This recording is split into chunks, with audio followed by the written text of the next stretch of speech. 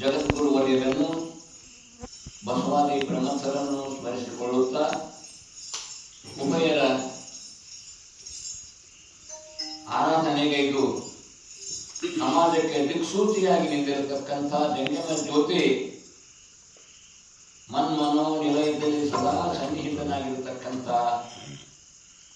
ಪರಮ ಪೂಜ್ಯ ಪ್ರಾತಸ್ಮರಣೀಯ ಜಂಗಮ ಜ್ಯೋತಿ ಅನಗಲ ಗುರು ಕುಮಾರ ಶಿವಯೋಗಿಗಳನ್ನ ವೃಂದದಲ್ಲಿ ಇರಿಸಿಕೊಂಡು ಸ್ಮರಿಸಿಕೊಂಡು ಚರಿತ್ರ ನಾಯಕರಾಗಿರ್ತಕ್ಕಂಥ ನಾಗಲಿಂಗೇಶ್ವರರನ್ನ ನೆನೆದು ಊರಿನ ಯಾವತ್ತೂ ದೈವವಾದ ಮಹಾತಾಯಿ ಲಕ್ಷ್ಮೀದೇವಿ ವೀರಲಿಂಗೇಶ್ವರ ಮೊದಲು ಮಾಡಿಕೊಂಡು ಯಾವತ್ತೂ ದೈವವನ್ನು ನೆನೆದು ಸುಕ್ಷೇತ್ರ ನಿವಾಸಕೇಳಿ ಗ್ರಾಮದ ಯಾವತ್ತೂ ಸಣ್ಣ ತಂದೆ ತಾಯಿಗಳಲ್ಲಿ ಗುರು ಹಿರಿಯರಲ್ಲಿ ಸಮಸ್ತ ದೈವದಲ್ಲಿ ಎಲ್ಲ ಆತ್ಮೀಯ ಕಲಾ ಬಳಗದಲ್ಲಿ ಅನಂತ ಶರಣಾರ್ಥಿಗಳು.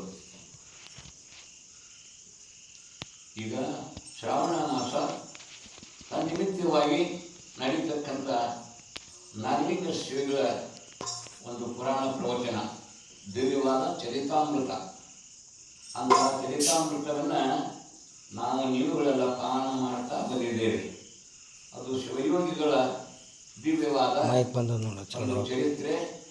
ಅಂಥ ಒಂದು ಚರಿತ್ರೆಯನ್ನು ನಾವು ಅವಲೋಕನ ಮಾಡಿದಾಗ ನಾವು ಕೂಡ ಕೃತಕೃತರಾಗುತ್ತೇವೆ, ಧನ್ಯತೆಯನ್ನು ಪಡಿತಾ ಇದ್ದೇವೆ.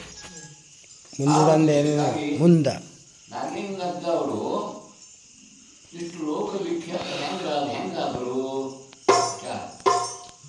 ಹೆಂಗಾದ್ರಪ್ಪ ಅಂತಂದ್ರೆ ಮನಸ್ಸನ್ನು ನಿಲ್ಲಿಸಿದ್ರು.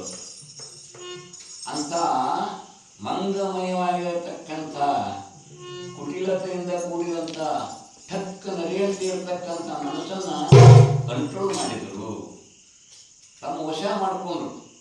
ಅದಕ್ಕೊಬ್ಬ ಕವಿ ಮನಸ್ಸು ನಿಲ್ಲುವುದಿಲ್ಲಪ್ಪ, ಹೆಂಗೆ ಮಾಡಬೇಕು, ಮನಸ್ಸು ನಿಂತಾಗ ಇನ್ನೆಲ್ಲವನ್ನ ನಿಲ್ಲಿಸಲಿಕ್ಕೆ ಬರ್ತಲ್ಲ. ಮನೋವಿಜಯ ಆಗಪ್ಪ ಅಂತಂದ್ರೆ ಅವ ಜಗತ್ತನ್ನೇ ವಿಜಯ ಮಾಡ್ದಂಗ, ಗೆದ್ದಂಗ, ಜಗತ್ತನ್ನೇ ಗೆದ್ದಂಗ. ನೀವು ಹೇಳ್ತಾರೆ ಮನೋವಿಜಯ ಶಾಲೆಯಲ್ಲದಾನೆ ಜಗತ್ತನ್ನೇ ಗೆದ್ದಂಗ. ಆ ಒಂದು ನಿಟ್ಟಿನೊಳಗೆ ನಾವು ಇವತ್ತು ಮನಸ್ಸಿನ ಬಗ್ಗೆ ಒಂದು ಕಥೆ ಮಾಡ್ಯಾರ, ಸುಂದರವಾಗಿರ್ತಕ್ಕಂಥ ಪದ್ಯ. ಆ ಪದ್ಯವನ್ನು ನಾವು ಇನ್ನೆಲ್ಲ ಹೇಳಲೇಬೇಕು. ತತ್ಪೂರ್ವದೊಳಗೆ ಒಂದೆರಡು ನಿಮಿಷ ಭಜನೆ, ಪ್ರಾರ್ಥನೆ, ಆತ್ಮನಿವೇದನೆ ಅಂತ